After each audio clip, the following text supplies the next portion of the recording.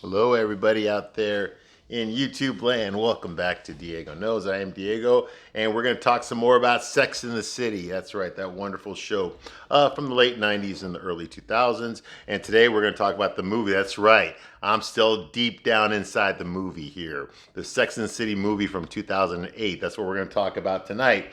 Okay, now I'm dividing this up into many chapters. So basically, I'm treating this 2 hour movie, 2 hours and 15-minute movie, like I would a season of Sex and the City, because there's enough drama in here for a whole fucking season. There really is. A lot of characters, a lot of locations, a lot of different stuff going on. They jam packed a lot of stuff into one movie. All right. So I got to break it all down bit by bit, piece by piece. I don't want to leave out anything, okay? I want whatever's important or I think is important here, that's what I'm going to talk about. Now, what I do here is I give you a straight man's point of view, which means that I'm going to talk to you the way I would talk to any guy or girl, just the way I did, 20 years ago when I used to watch this show and I would talk about it to my friends. I started watching the show because all the hot girls I knew were watching the show, okay? But this show was written by gay guys, lesbians, and feminists, just like this movie was, okay? So the straight men were never really portrayed correctly. In this movie, they're still not portrayed correctly, okay? There's a lot of shit on here that I don't understand why any guy, much less a human being, would ever act this way. But like I said, I'm not the target audience, okay? So I'm gonna give you a point of view that you never got, okay? I'm gonna tell you what your dad, your boyfriend, your husband didn't tell you. I'm gonna tell you. I got nothing to lose or nothing to gain really by lying to you. I tell you the honest God truth here. I do not lie here, okay? However, okay, I'm very blunt, okay, and I'm going to tell you exactly what I think. I do not censor myself. So if you're easily triggered, if you're a snowflake, okay, get the fuck out of here right now. I will not censor myself. Okay, I'm gonna tell you the honest God truth from a straight man's point of view. Okay, straight up, baby, with no lube around here, none. Don't even try to look for it. Okay. All right. So basically, I do not pull any punches. And I'm gonna tell you the truth, okay? This show, well, I love this show. Don't get me wrong, I love Sex and the City. I wouldn't be doing this. I already reviewed all fucking 94 episodes, okay? And I'm almost done reviewing this movie, okay? And I would not have done that. And I reviewed that piece of shit show and Just Like Crap, that abortion. I already reviewed that. Those videos are already on here, okay? But I wouldn't do this if I hated the show. So I don't want you to think that I didn't hate the show. I love the show. I thought the show was great. I don't even like fucking rom coms and chick flicks, but I watched this one because I got hooked. Okay, I started watching it to help me get laid, and it worked. Okay, but I ended up getting hooked on the show. So so I had a vested interest in it. Okay, to watch the movie. Okay, and I did. And I watched it again, and I want to give you a straight man's point of view. I want to tell you what's realistic, what's not realistic, how the guys act, whether it's something a guy would do or not. Okay, so that's what I do here. Okay, I'm going to give you a straight man's point of view, ladies. So basically, it's like watching the movie, but with a straight guy there. Okay, to separate the fact from the fiction. Okay, and yeah, I'm sorry, but if your feelings get hurt, I ain't trying to. I don't know you. I ain't trying to hurt your feelings, but damn it, like I said, no lube.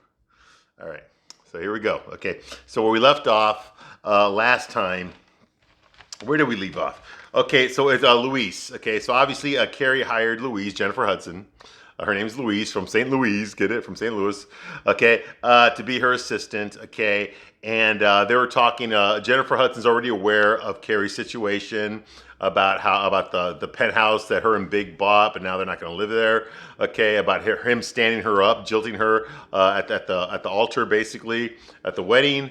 Okay, so they're going through all of her stuff, and she finds the wedding dress, and it bothers her, because she got to wear it, but she never really got married in it. Okay, and it was a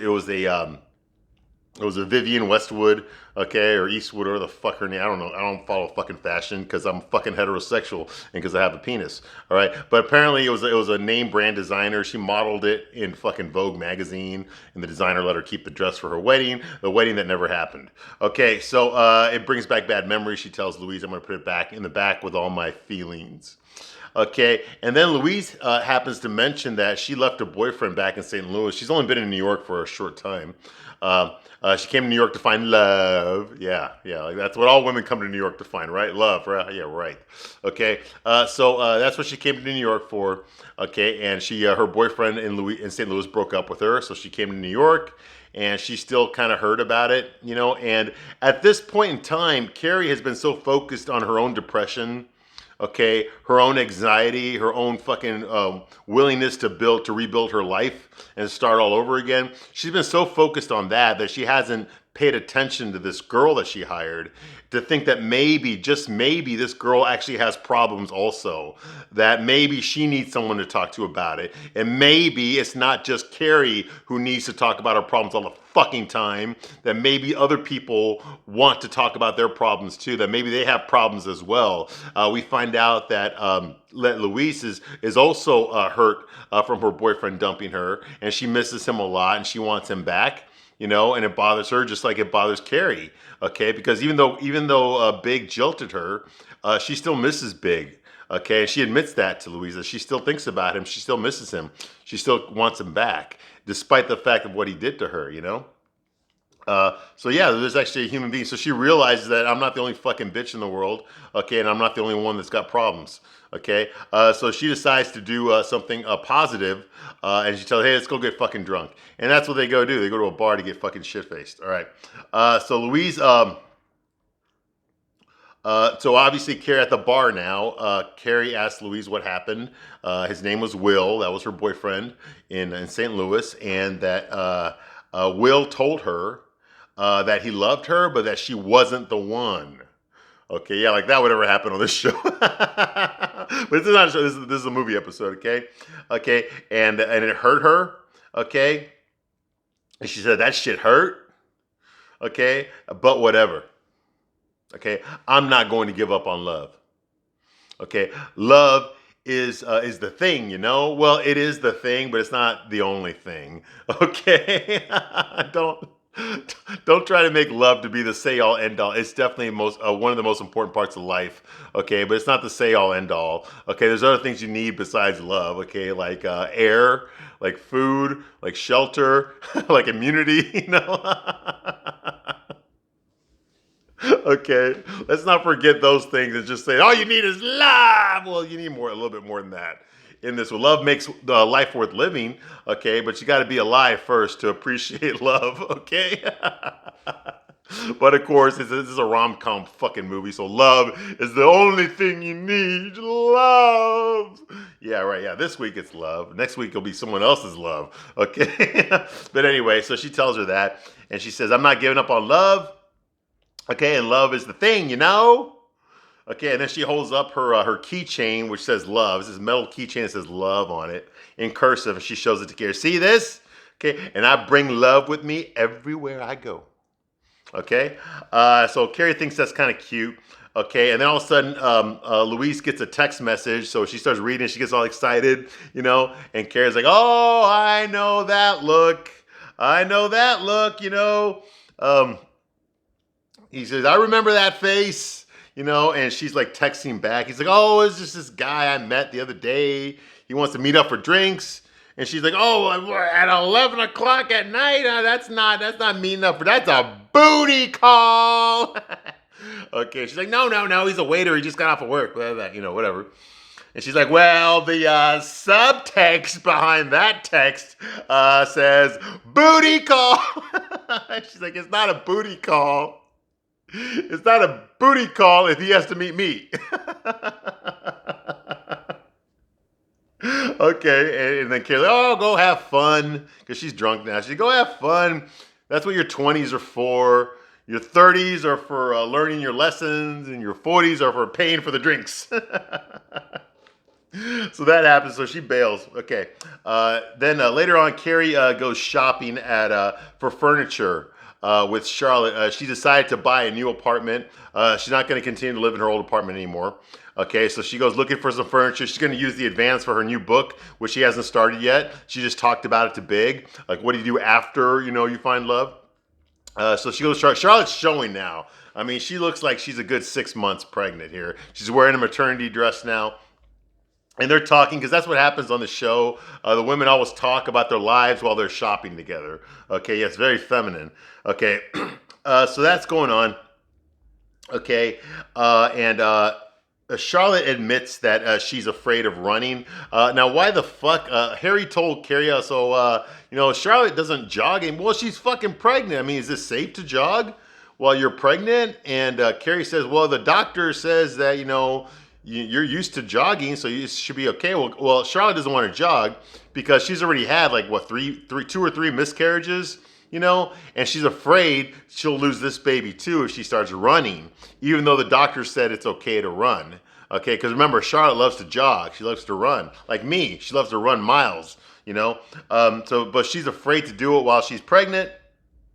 Okay, so maybe she's not 5%, maybe she's like 4 months or 5 months pregnant. Okay, but she is wearing a maternity dress. Okay, so she's afraid of running. Okay, because she's kind of superstitious. Okay, she's afraid of losing the baby again.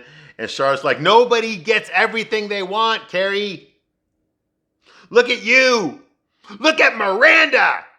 Okay, and she's referring to Miranda's husband, Steve, cheating on her. And so now Miranda's moved out and left him, and they're sharing custody of their son, And of course, she's also referring to Carrie being stood up at the altar. Okay, she's like, of course something bad's going to happen to me too. And Carrie's like, sweetie, you shit yourself this year. Okay, maybe you're done. Now she's referring to being in Mexico. They turned her non-honeymoon into a vacation for the four girls, and Charlotte accidentally drank the water, and she didn't make it to the bathroom. Instead of she was leaving the gym when her stomach started feeling queasy. So instead of just turning around and using the bathroom at the gym, she ran to the bungalow, and of course the door was locked because the maid was cleaning it, so she couldn't make it inside in time. So she fucking shit herself, and she did it right in front of the fucking girls. They were just sitting there by the pool, fucking drinking their margaritas and watching Charlotte shit herself. And I mean shit herself. I mean she defecated in her fucking clothes. Okay. You had to have been there. Okay, it was funny. It was a funny scene. I thought it was a funny scene. Okay, so that's happening there. Okay, so Charlotte decides, because of this pep talk that Carrie gave her, Charlotte decides that she's going to start jogging again. Okay, and that's what she does. She starts off slow with her dogs on each side, and then she gets more serious, and then later on, we see her fucking running Central Park. Okay, even though she's pregnant, she's fucking jogging for real now, running for real in Central Park. Okay, so she decides to not be superstitious, which is kind of cool. Okay, Carrie and Louise, they decide. Louise asks Carrie. She's got all these invitations to go to Christmas parties and New Year's parties, really. And Carrie says, "No, I'm not going to any parties. I'm just going to be by myself this Christmas, and I'm going to be by myself. I'm not, I'm not going to go anywhere. So I'm not going to go to any of these parties. All right. So cancel all of them. All right." She decided she's going to spend it alone, and Louise decides to give her a gift. She's like, okay, well, before I go to St. Louis for Christmas, I got something for you here. And she gives her this little box, and Carrie opens it, and it's a DVD. Okay, it's that movie, Meet Me in St. Louis. Okay, which is a movie from 1944, starring Judy Garland. Okay, yes, Dorothy from The Wizard of Oz. Okay, this movie was directed by Vincent Minnelli. Okay, and of course Judy Garland fell in love with Vincent Minnelli while making this movie, even though she was fucking taking pills the whole fucking time. And they fell in love. Despite the fact that he was fucking gay as fuck.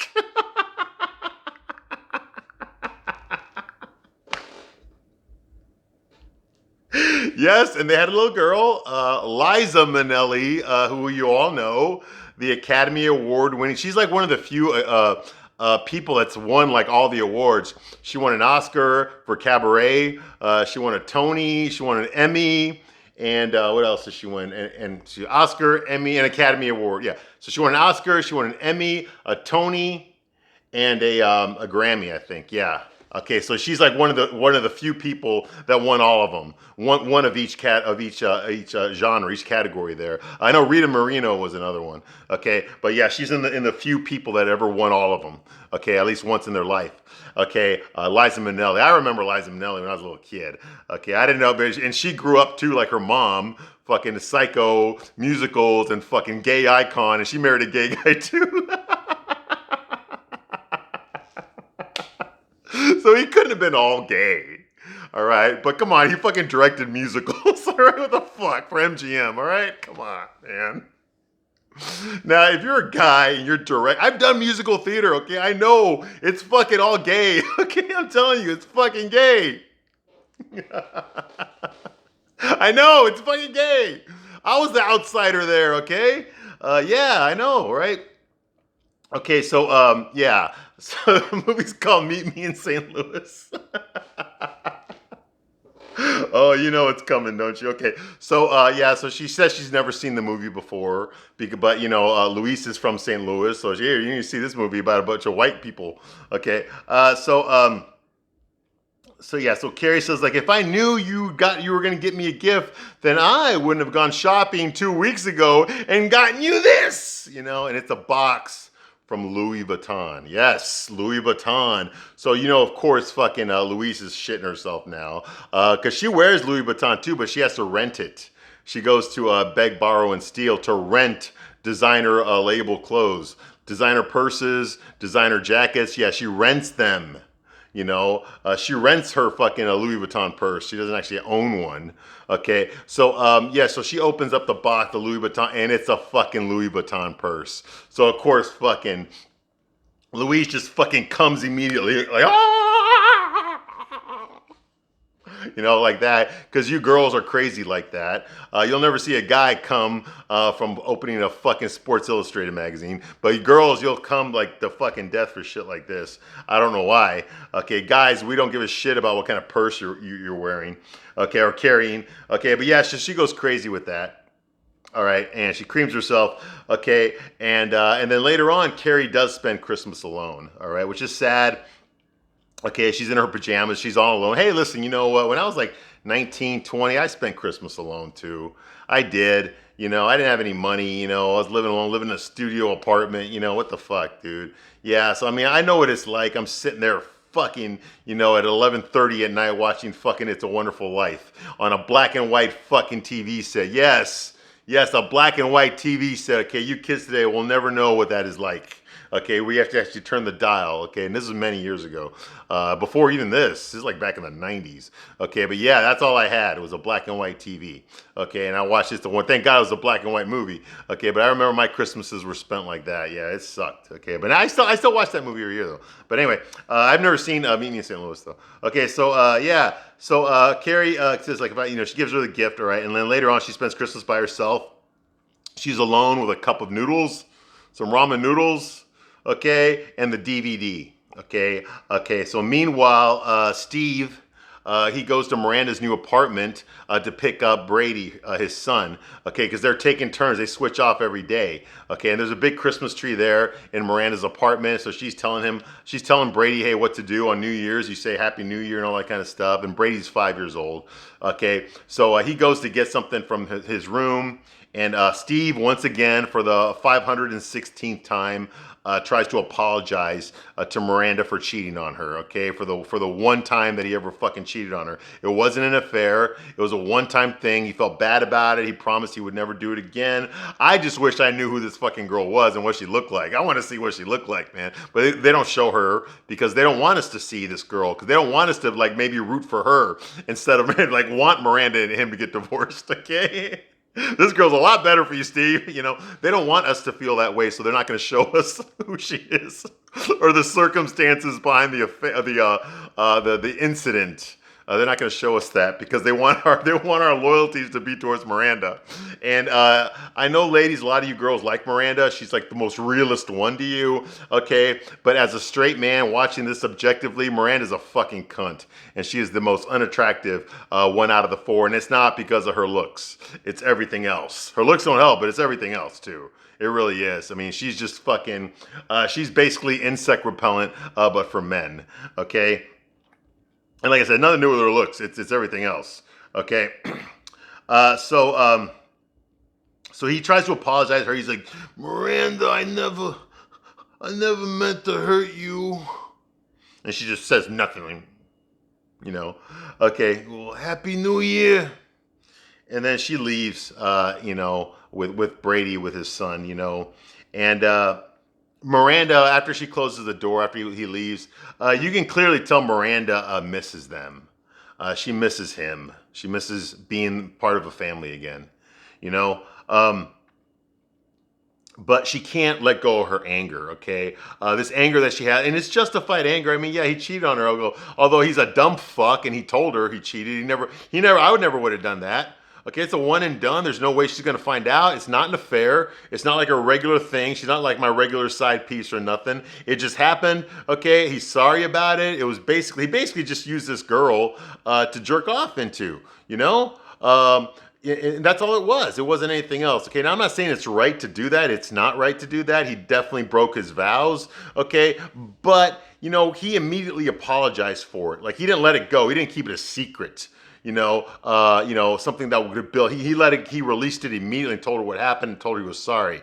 Okay, I'm not saying what he did was right, but me personally, I never would have told her. Okay, there's nothing for him to gain by telling her this. Okay, now that she knows, she can do all sorts of things to him. She can take his son away. She can fucking sue the fuck out of him. Keep the fucking house. He'll be out on the fucking street. She can take his bar away from him. There's also he's in such an actionable position, and she's a fucking corporate attorney on top of that, so she knows all the tricks to win her case. Okay, he's got no legs to stand on. Okay, if I would have been him, I would have fucking said nothing. Okay, but it ain't gonna happen. Okay. Right, even despite the fact that she's going to cheat on him in the future. And that's going to be an affair. That's not going to be a fucking one. That's going to be a full-blown fucking I'm in love with somebody else and I've been fucking this other person for a long time behind your back. Okay, and I'm just now telling you about it because I don't want to fucking be with your ass anymore. That's a totally different thing. But that hasn't happened yet. But that's going to happen in the future. All right, so that's going on here. Okay, so he leaves, and she can't let go of her anger. She's still mad at him. All right, so Carrie decides to spend Christmas watching Judy Garland singing. Singing. Meet me in St. Louis. Clank, clank, clank with the trolley. Ding, ding, ding with the bell. Zing, zing, zing with my heartstrings. From the moment I saw him, I fell. Wang, wang, wang with the juggies. Dang, dang, dang, what a gal.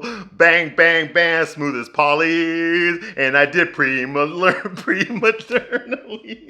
expel. Okay, so I was reading the dirty version.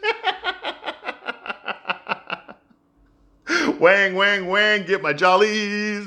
Dang, dang, dang, what a gal. Bang, bang, bang, smooth with Polly's. And I did prematurely expel.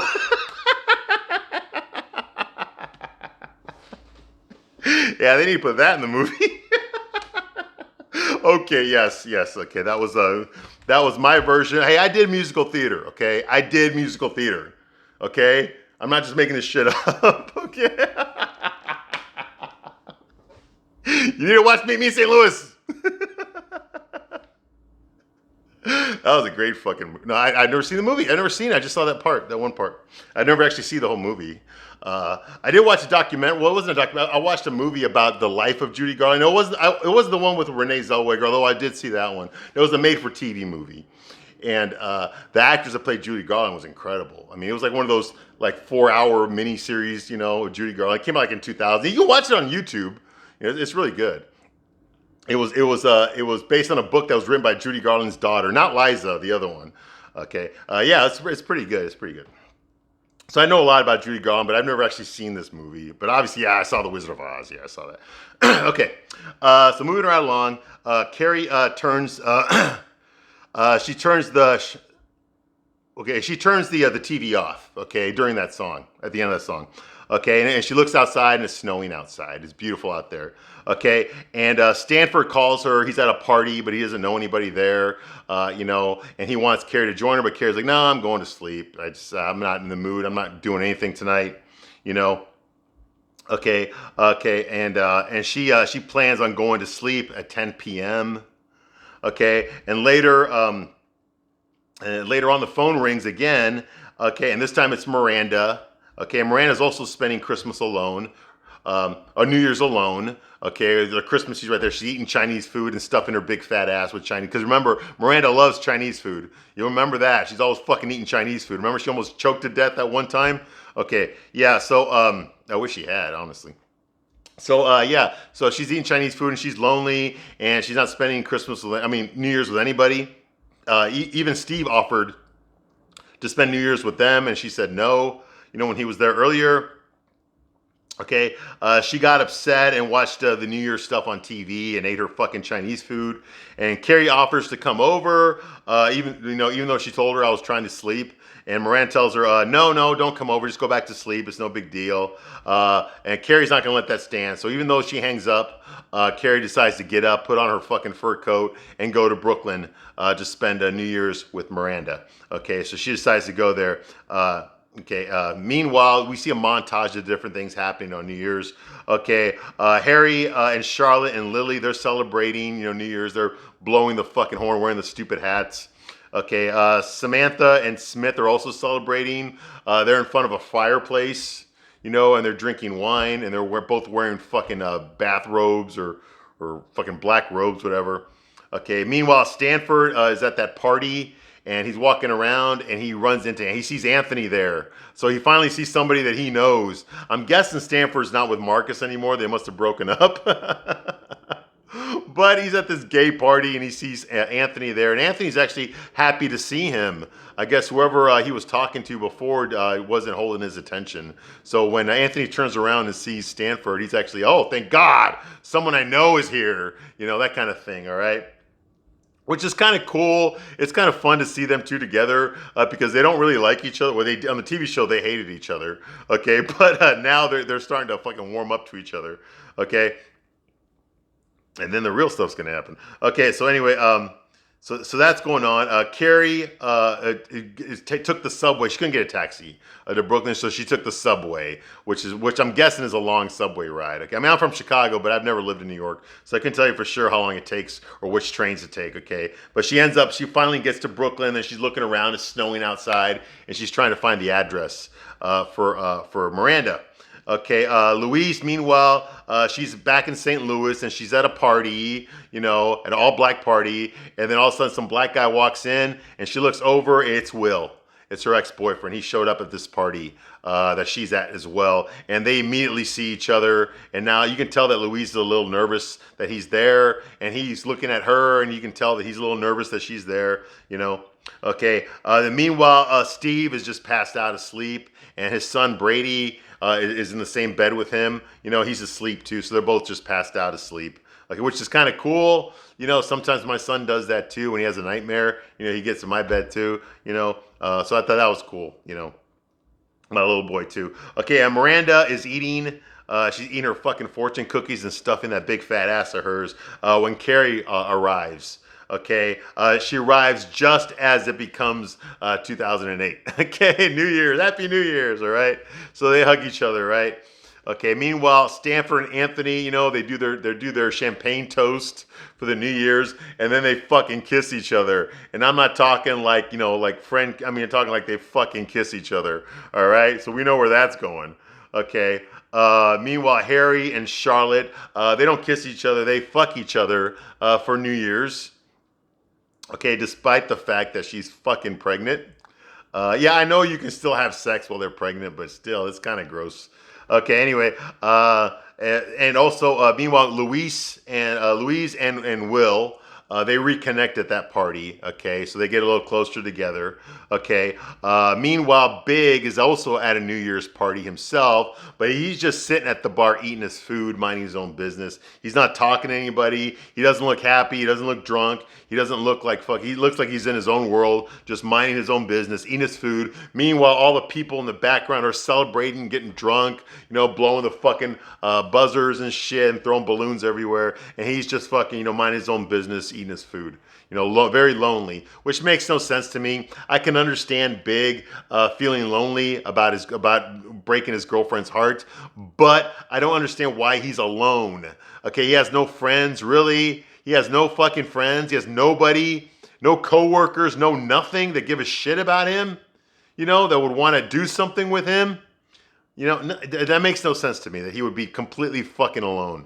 He would have at least friends. He doesn't necessarily need to be dating anybody, but he would have at least friends. Okay. Okay. So Smith and Samantha are kissing in front of the fireplace, and meanwhile her fucking little toy dog, who has no name, she has not named her toy dog, is fucking one of the cushions. Okay, yeah, that dog is horny. Okay, later on, Samantha arrives back in New York. Okay, for Fashion Week. Okay, which I guess is a big deal. Now, yes, I know what Fashion Week is. I never saw what the big deal was, but I have friends that are professional photographers, and that's like one of their busiest seasons, okay? So they go to Fashion Week in New York, okay? So they go to some fucking, some runway model show, all right? And they sit in the front row and they brag about it. Of course, they're rich, white, privileged women, okay? And they're all wearing fur coats. In case you haven't noticed, they're all wearing fur coats. And they sit in the front row of this runway show, and Samantha gets up to go do something, but the other girls stay there and take off their fur coats. Okay, we're talking those coats must be at least $5,000. The one that fucking Samantha's wearing, pure white, must be at least $10,000. That coat that she's wearing. So they're all sitting there. Okay, Samantha gets up to go do something, so it's just Charlotte, Carrie, and Miranda. And Miranda says, like, oh, so this is where y'all went every weekend when I was busy taking my son to SeaWorld or shit like that. You know, and they're like, well, not every Saturday, but yeah. Okay, and she's like, yeah, well, we always got the best. We always got front seats at SeaWorld, you know. Okay, and then she says, like, oh, by the way, you should watch Steve when he imitates a dolphin. It's the funniest thing. He does this, and the girls just look at her like, she's like, whatever, you know. And obviously she misses Steve, okay? And Charlotte's just like, you know, can't you just forgive him? You know, I always liked Steve, okay? He's apologized 100 times. I mean, what is it going to take? And Charlotte's not just speaking for herself, her character. She's speaking for the audience, okay? We all like Steve, okay? All the women like Steve, okay? All the guys like, well, the few guys that watch this fucking show, I like Steve, okay? I thought Steve was a good guy. He was a stand-up guy. You know, I hated the way Miranda treated him. And this is before all this shit happened. Okay, I hated the way she treated him before when they were just dating. How she always looked down on him. Okay, how she always fucking treated him like he was beneath her. Like she was slumming it to go out with him. You know, I fucking hated that, the way she treated him. You know, I really did. I never liked that. He deserved a lot more respect than what she gave him. You know, and still deserves a lot more respect than what she gives him. Okay. And Miranda's like, well, should Carrie forgive Big? And Charlotte's like, no, I could kill Big. You know, when I'm running, I imagine what I would say to him. You want to know what it is? You want to hear it? And they're like, yeah. He's like, I say to him, I curse the day you were born. And Carrie's like, yeah, you might want to add some hand gestures to that, but yeah, okay, yeah, I can work with that.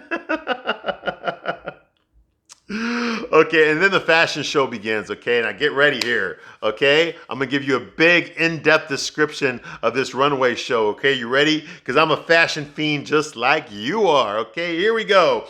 Okay, the fashion show begins. Okay, and it's a bunch of fucking emaciated fucking concentration camp survivor looking girls walking around with too much fucking makeup on and wearing trash. They're wearing garbage. And they need a cheeseburger. And yeah, you would need a shovel to get to their skin on their face. With all the fucking makeup they got going on here. I mean, fucking Pennywise the Clown would be jealous. All right. There you go. That's my description of the fashion show. Okay? Because I'm not gay. All right. Okay, now as they walk out of the fashion show, okay, they're walking out of there like it's cold outside. They're all wearing their fur coats. Samantha's got the big white fur coat on. All of a sudden, some fucking protesters show up. Some libtards. They fucking throw red paint on Samantha, on her fur coat. Red paint. And they start screaming, fur is murder! Fur is murder! You know, like, get the fuck out of here, you know? Like, I'm pretty sure these ladies are wearing suede, leather belts, all sorts of bullshit. It's just a load of crap. I bet they eat meat too, okay? So fuck you. But yeah, they're screaming fur is murder. And the girls are all shocked, but not Samantha. Samantha is just like, God, I miss New York. Yeah, she does. She does. She misses New York. Okay, Carrie meets Luis, his boyfriend. She goes to this diner, okay, and meets Luis's boyfriend Will. I guess they got back together after New Year's. Okay, so Luis is really excited that she got her man back. Okay, so that's going on here. Carrie also receives a Valentine's Day card from Lily, from Charlotte, okay? Okay, for Aunt Carrie from Lily, which I thought was cool. It's a Valentine's Day card. I thought it was cool. Okay, Samantha, later on, Samantha calls Carrie excited. She's cooking sushi in their house for Smith Jared when he gets home. Okay, now she's got the fucking Komiko fucking Japanese outfit on.